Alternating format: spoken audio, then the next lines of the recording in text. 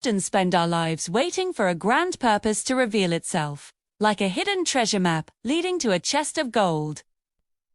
We look for that perfect job, that life-changing adventure, that one person who will make everything make sense. But what if we've been looking in the wrong direction all along? What if the real treasures aren't buried in mountains or marked on maps, but are hidden in plain sight, in the small, everyday moments where we have a chance to show up for someone else? Imagine a young man named Hakan. He's new to a big, overwhelming city. He feels adrift, lost in a sea of faces, disconnected and profoundly alone. He's been waiting for his life to finally begin, for that spark of meaning to ignite. Then one day, he receives a strange, small, antique compass. It doesn't point north. Instead, it seems to have a will of its own, tugging him through the city streets until it leads him to a quiet, unassuming room. Inside, a small group of people are gathered in a circle. They aren't what he expected. There's an older gentleman named David, a warm-faced nurse, and a sharp-witted woman named Rena, among others. They're all strangers, yet there's an immediate sense of connection in the air. Something humble but powerful that links them all. Hakan is confused. Why did this compass bring him here? David, the man who seems to lead the group, begins to explain. He tells Hakan that this compass is special. It doesn't point to wealth or fame. Rena leans forward and adds, "Your compass won't show you gold or jewels. It will show you places where you can matter." The nurse chimes in softly, "And it will show you where life still glows." The compass, they explain, leads them to moments of need. It might lead one of them to an elderly person struggling with their groceries, another to a lost tourist needing directions, or another to a kid who just dropped their ice cream, too. It leads them to small opportunities to offer a bit of kindness, to make a tiny, positive impact. These are the small good things that keep the world turning. They are the hidden treasures of life. Each person in the circle shares a story of where their compass led them. One person talks about helping a stranded musician carry his heavy cello case up a long flight of subway stairs. Another describes simply sitting with a stranger on a park bench who looked like they needed someone to listen. As Hakan listens to these stories, something inside him begins to shift. He's spent years feeling like a passive observer in his own life, waiting for something meaningful to happen to him. He's been waiting for life to become a grand, cinematic adventure. But it had never once occurred to him that meaning might be something you give, not something you find. It's not a prize to be won, but a muscle to be exercised. The world, he realizes, isn't a stage where he's waiting for his big scene. It's an interactive story, and he has a role to play. The idea is both terrifying and exhilarating. He had been looking for a grand purpose, a lightning strike of destiny. But these people were telling him that purpose is built, moment by moment, through small acts of compassion. It's a quiet, steady glow, not a sudden explosion. David stands up to offer a final piece of wisdom. Following the compass, he says, is always a choice. You can ignore it, and nothing bad will happen. The world will keep spinning. But if you follow it, you'll learn that the world becomes bigger than you ever imagined. He gestures around the room. Amen, Rena adds with a wry smile, messier. She explains that getting involved in people's lives isn't always neat and tidy. It can be complicated and inconvenient. And more real, the nurse says, her voice full of warmth. The world becomes more real because you are no longer just living in your own head, in your own bubble of worries and desires. You are connecting with the messy, beautiful, complicated reality of other people's lives. Start to see the threads that connect us all. Hakan looks down at the tiny compass in his hand. It feels heavy with a new kind of potential. He takes a long, deep breath, and for the first time since arriving in the city, he doesn't feel lost or alone. He feels ... invited. He feels like he's been given a key, Not to a treasure chest, but to a door he didn't even know existed. A door leading out of his own isolation and into a world of shared humanity. David places a gentle hand on his shoulder. Welcome, Hakan. Your journey starts now. The entire circle smiles at him, a genuine, welcoming warmth that melts the last of his apprehension. In that moment, Hakan understands. The compass hadn't just brought him to a physical location. It had brought him to his very first treasure. People. A community. A starting point. Who had stepped into something far greater than he had expected. He wasn't just joining a secret club. He was joining a new way of life. This story really makes you think, doesn't it? We all have that compass inside of us. Our intuition, our empathy, that little nudge that tells us to pay attention. We see someone who looks lost. We hear a colleague sigh with exhaustion. We notice a friend has gone quiet. These are the moments our compass points to. And just like for Hakan, we have a choice. We can ignore the pull, stay in our comfortable lane, and nothing bad will happen. Or we can choose to follow it. We can choose to ask, "Are you okay?" We can offer a small gesture of help. We can choose to show up. Following that inner compass might make our lives a little messier, a little more inconvenient. But it will also make them bigger, more real, and infinitely more meaningful. Slots, the greatest treasures we'll ever find aren't things, they're connections. They're the moments we realize we're all in this together. So, my challenge to you this week is to pay attention to your own compass. Notice those small moments where you feel a pull to connect or to help. You don't need a magical device. You just need to listen to that quiet voice of empathy within you. And then, make a choice. Follow it. See where it leads. Shu might be surprised to find that the journey Dozin T leads you to a pot of gold, but to something far more valuable. A sense of purpose. A deeper connection to the world around you. And the quiet joy of knowing you made a difference. You might just find that you're not alone in the universe. You're invited to be part of it. Thanks so much for watching today. I hope this story gave you something to think about. If you enjoyed it, please give this video a thumbs up and hit that subscribe button so you don't miss our next exploration. What are your thoughts on this? Let me know in the comments below. Take care, be kind, and I'll see you in the next one. Next morning, Hakan woke with a strange sense of excitement. For the first time in years, he didn't hit the snooze button. He didn't linger under the covers or stare blankly at the ceiling. Instead, he sat right up, holding the compass in his hand. He could feel its faint warmth pulsating against his palm, a quiet reminder that his life was no longer just his own. The day felt unusually quiet. Even the city, usually a restless beast of noise, seemed to have paused as he started his walk to work. He glanced down at the compass. Its arrow pointed steadily toward the east. Not north, not towards his office, not along any of the familiar routes he had always taken. It didn't point to his comfort zone. It pointed somewhere he had never gone before. Hakan's first instinct was to ignore it. The shop needed him. His routine was safe. But the memory of the Circle S words echoed in his mind. Following the compass is a choice. You can ignore it. Or you can learn that the world is much bigger than you ever imagined. He let out a long sigh, slipped the compass into his pocket, and made a decision. Today, he would follow it. Sayero led him through familiar streets and past buildings he recognized, but then it took an unexpected turn. He followed it down narrow alleys that smelled of spices and wet earth, alleys where no cars passed and few pedestrians walked. It felt strange, almost like he was breaking some unwritten rule of the city just by stepping into these hidden spaces.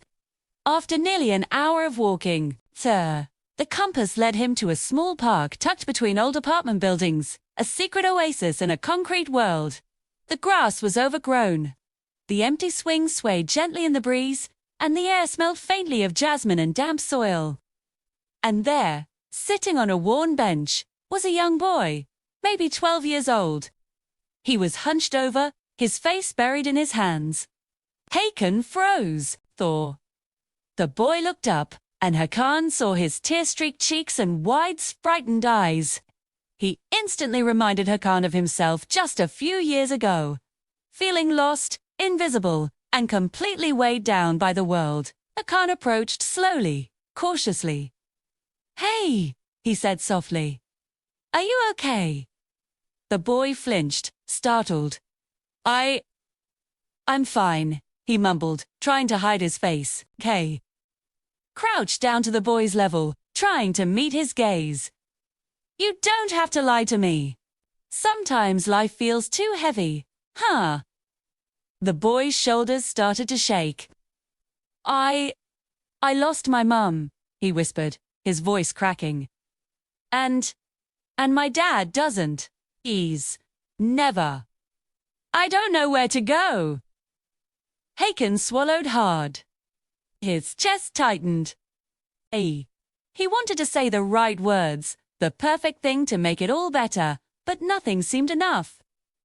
Then he remembered the advice from the circle. Small steps. Small acts. Just be present. So he sat on the bench beside the boy, leaving a small space between them. "You know," he said gently, "you're not alone right now. And that's a start. That's already something." The boy sniffled, uncertain. But then, slowly, he leaned just a little bit toward Hakan.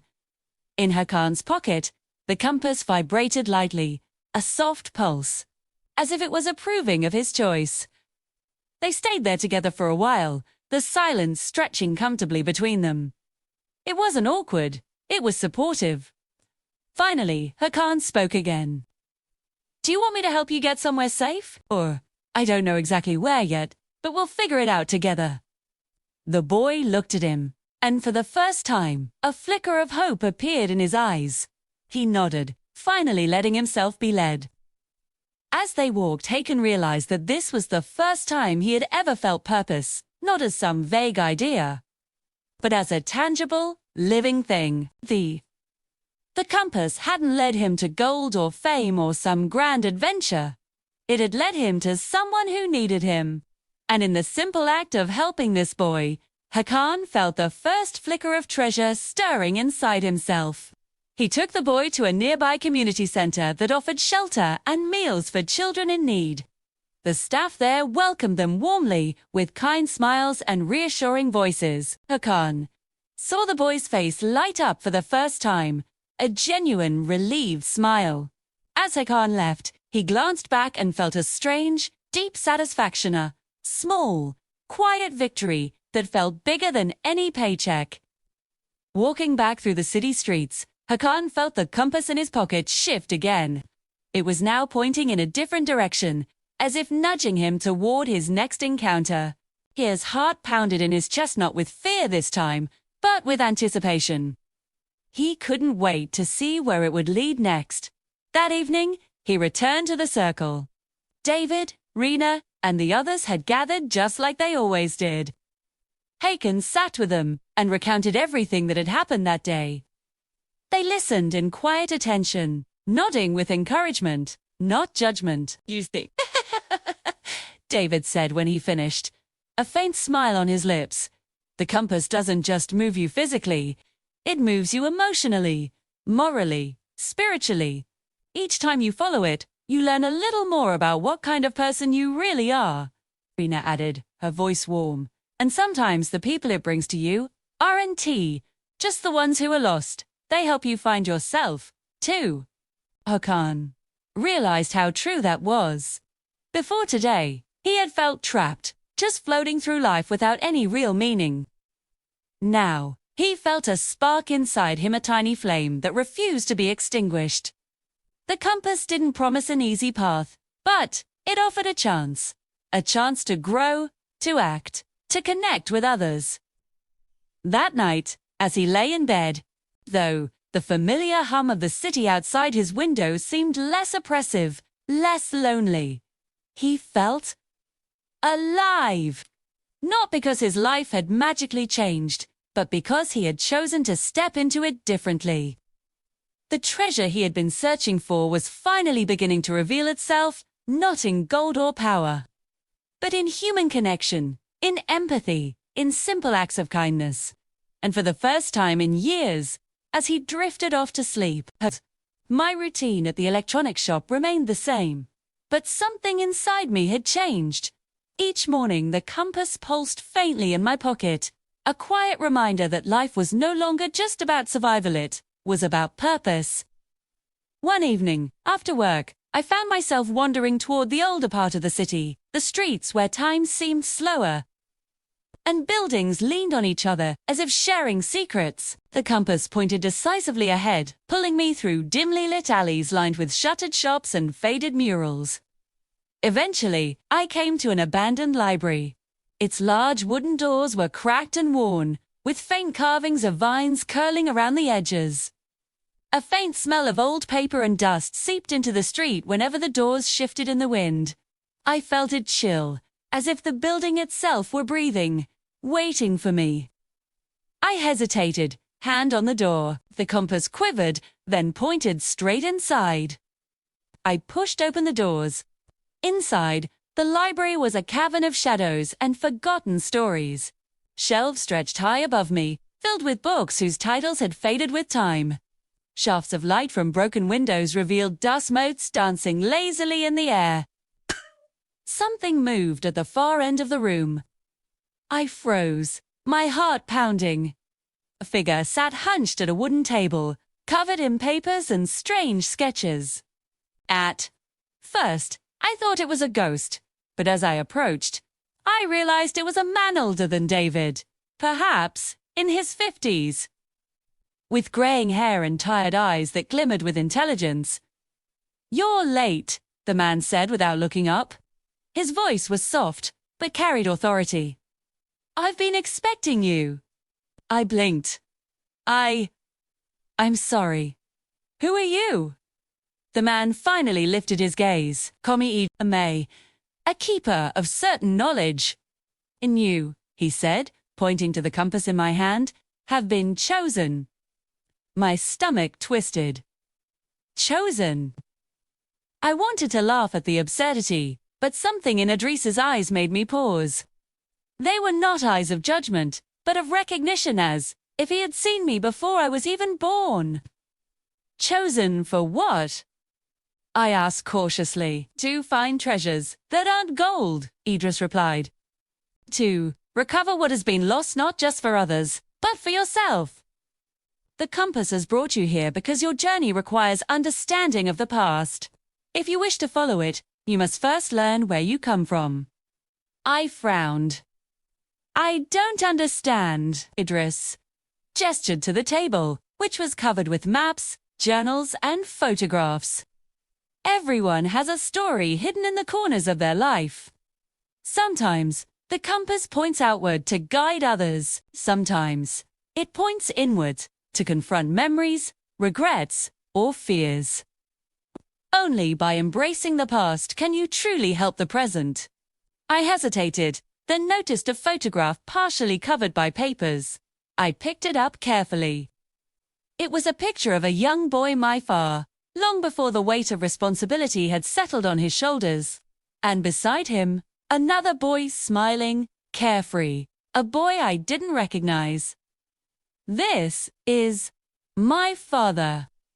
I asked, my voice trembling. Idris nodded. "A memory, yes, but more than that, a lesson. Your family, your roots, even mistakes, long buried, all are treasures waiting to be acknowledged.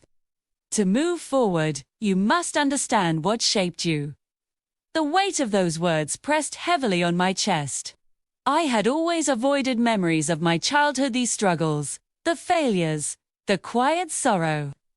Facing them now, in a dim library guided by a mysterious man and a magical compass, felt almost unbearable. Yet, Idris's calm gaze urged me forward.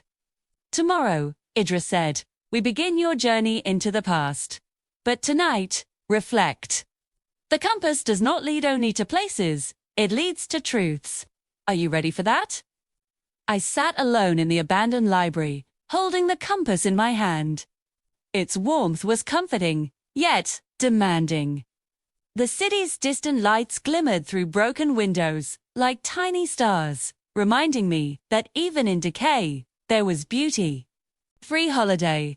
I closed my eyes, thinking of my childhood, the laughter, the small joys, the hidden sorrows. I remembered moments of love that had been buried under years of neglect and routine. The compass pulsed again, and I realized that the treasure Idris spoke of wasn't something I could hold in my hands. It was something I had to uncover within myself. That night, sleep came reluctantly.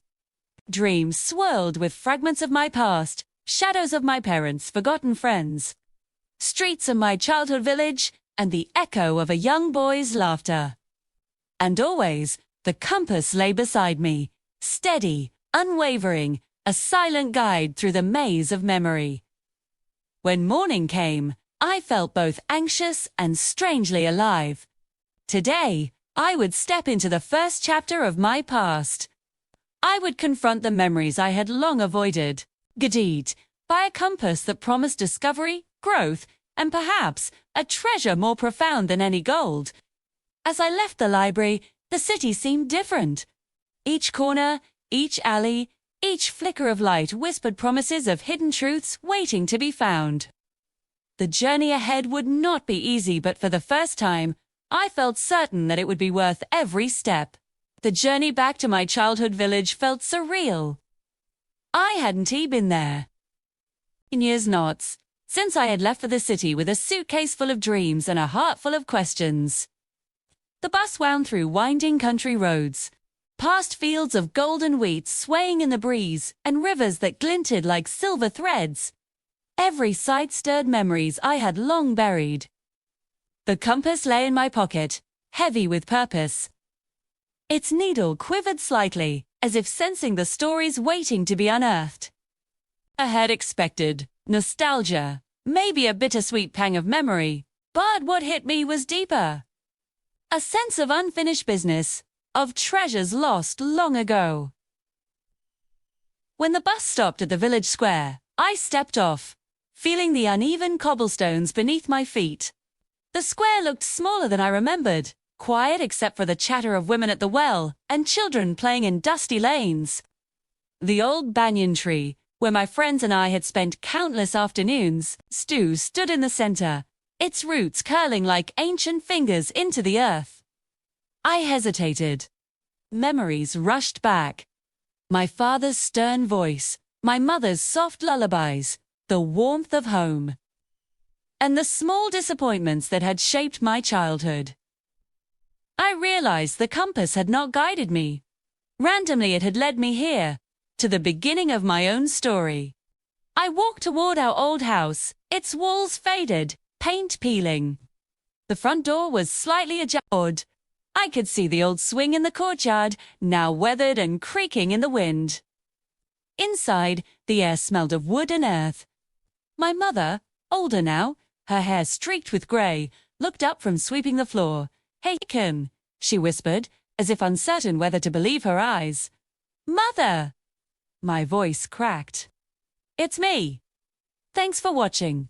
Thea, if you're enjoying this journey." Dan T. Forget to subscribe and hit that notification bell so you won't miss the next chapter. See you soon. She rushed forward, wrapping him in a tight embrace. Years of silence, worry, and distance melted away in that single, powerful moment. Her voice, soft and trembling, whispered, "You've grown so much." She pulled back slightly, her hands framing his face, her eyes searching his, as if to memorize every new line and feature. "We heard you were doing well in the city. We were so proud." Hakan could only nod, a lump forming in his throat, tears welling up and blurring the image of his mother. He had spent so long chasing abstract dreams, climbing corporate ladders, and seeking validation from strangers, that he hadn't realized the real treasures were right here, in this small village, in this warm embrace. The love, the family, the sense of belonging, it was a fortune he had foolishly left behind. Over the next few days, the compass became his constant companion, its needle no longer a mystery, but a guide. It led him deeper into the labyrinth of his own past. He felt a pull, an inexplicable urge to walk down a familiar, dusty path. At the end of it, he found an old friend, a man he hadn't spoken to in over a decade, now running the small village shop. The reunion was awkward at first, a chasm of unspoken years between them, but as they talked, sharing stories of their separate lives, the distance shrank. Laughter filled the air, just like it had when they were boys, and Hakan felt a piece of his soul click back into place. The compass didn't stop there. It was relentless, drawing him to the places that had shaped his childhood. It pointed him toward the old schoolhouse, now a community center, where he remembered learning his first lessons, not just in reading and writing, but in life. He saw the corner where he'd once stood as punishment for a prank, and a smile touched his lips. He walked to the sprawling field behind the village, where countless games of hide-and-seek and football were played until the sun went down. Each location, each memory, was a brushstroke on the canvas of his identity. Colors he had long since painted over with the grays and blues of city life. Every encounter brought its own revelation, its own quiet truth. He was not just visiting places. He was revisiting himself. One particularly warm afternoon, the compass seemed more insistent than ever. It pulsed with a quiet energy, tugging him along a winding trail he hadn't walked in years. The path was overgrown, nature reclaiming what was once a well-trodden route. It led him to a small, secluded pond, almost completely hidden by reeds and flowering water lilies. This was his secret spot, a place where he had spent countless hours as a boy, fishing with a makeshift rod, dreaming of adventures far beyond the village hills. The water was still, reflecting the brilliant blue sky. He sat by the edge, the memories flooding back, feeling of the sun on his back, the thrill of a tug on his fishing line, the peaceful solitude. The compass, however, wasn't content to let him just reminisce. It pointed insistently toward a spot near the base of a gnarled willow tree, right by the water's edge. Curiosity, a feeling he hadn't truly indulged in years, overcame him. He knelt down, the damp earth cool against his hands. He started digging, gently at first, then with more purpose as his fingers hit something hard. Slowly, he unearthed a small tin box, its surface covered in rust and caked with soil. It was old, worn by time and the elements. With a creak of protest, the lid opened. Inside, nestled in the dark, was a collection of his childhood. Letters, written in a clumsy, childish scrawl, from friends who had long since moved away. Drawings of fantastical creatures and heroic knights. A small, intricately carved wooden horse, its finish worn smooth by countless hours of play. And at the very bottom, a small, faded photograph. It was a picture of his father, a man he barely remembered, smiling, his arm wrapped around a much younger, gap-toothed Hakan. Hakan's chest tightened, a wave of emotion, so potent it almost buckled him, washed over him. These were the pieces of his past he hadn't even realized he had lost. Treasures he thought were gone forever, just waiting here, buried in the earth, for him to come home and find them. He finally understood. The compass wasn't just guiding him to people or places. It was guiding him back to the parts of himself he had neglected. The foundational memories that had shaped the very core of who he was. The boy who loved to draw, the boy who cherished his friends, the boy who was loved by his father. He was still in there, buried under layers of ambition and responsibility. On his last evening, as the sun began its descent, Hakan found himself standing beneath the ancient banyan tree at the heart of the village. The tin box was held carefully in his hands. The sky was a masterpiece, painted in vibrant shades of orange, pink, and gold. The world seemed to hold its breath in the quiet beauty of the moment. And in that stillness, Hakan felt a profound sense of clarity wash over him. The treasure he had been so desperately seeking, the one he thought he'd find in a bigger paycheck, a more prestigious title, or a thrilling adventure in a faraway land, was never really there. Hey, the true treasure was here, in the courage to face his own history. It was in the warmth of his mother's hug, in the rekindled laughter with an old friend. It was in the bittersweet ache of rediscovering a forgotten photograph.